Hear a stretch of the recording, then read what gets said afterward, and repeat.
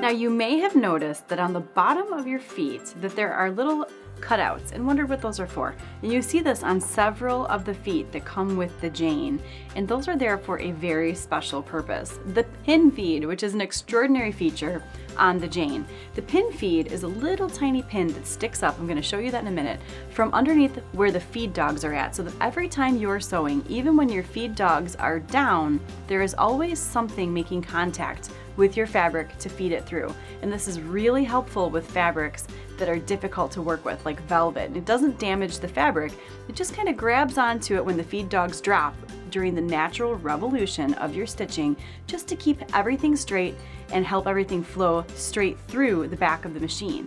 Especially at high speeds, sometimes when you're sewing really fast, you may find that the back of your fabric wants to kind of fishtail as it comes out behind the needle, and that pin feed helps to keep everything nice and straight for you, which gives you greater control and better precision. You can use this with several different feet. I'm going to switch to the standard straight stitch sewing foot, but it works with your flex reaction foot, your 1/4 inch foot.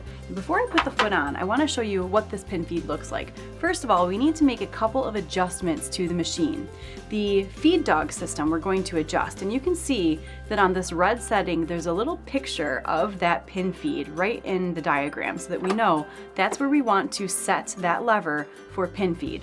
Next, we need to set the presser foot pressure to the corresponding color. So underneath of that graphic, we see that it's a red bar.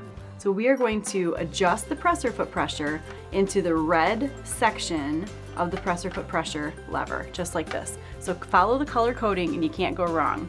Now, to see that pin feed, it comes up when you lower the presser foot. So I'll lower the presser foot, and I'm going to place this piece of fabric right behind it so that you can see there's the tiny little tip of a pin sticking out from the bottom of the machine, coming right through the needle plate. And again, that's there to make sure that there's always something guiding your fabric with every single stitch. Now, just so that you can really see what this looks like going up and down, I'm going to sew on air slowly so that you can see that even when the feed dogs go down, that pin feed still rises above the surface level of the feed dogs, making sure that there's always something having contact with the bottom side of your fabric so you get perfect feeding. And I'm going to put the standard sewing foot on here. Just slides on and then grips right onto the screw like the rest of the feet. Make sure it's up all the way.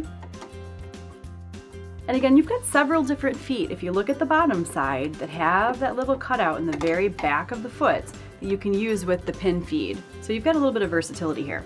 I need to rethread my needle. There we go. Now, what I have to work with are a couple of really slippery, slinky pieces of knit. And I'm going to give myself a little bit of a head start by stitching with a 1/2 inch seam allowance. That's going to help me to make sure that I keep everything really straight. There we go.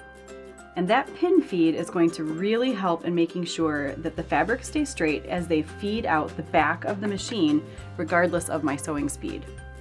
And I'm going to help myself out by taking a nice big 1/2 inch seam allowance to try and keep everything straight.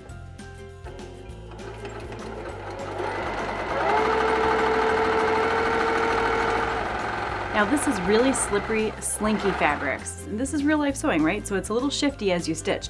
You can see that I have an absolutely beautiful seam, and on the back side there are no little marks left from that extra pin feed. It is just like the tip of a pin, so it doesn't damage the fabric, but it really, really helps with difficult fabrics like this.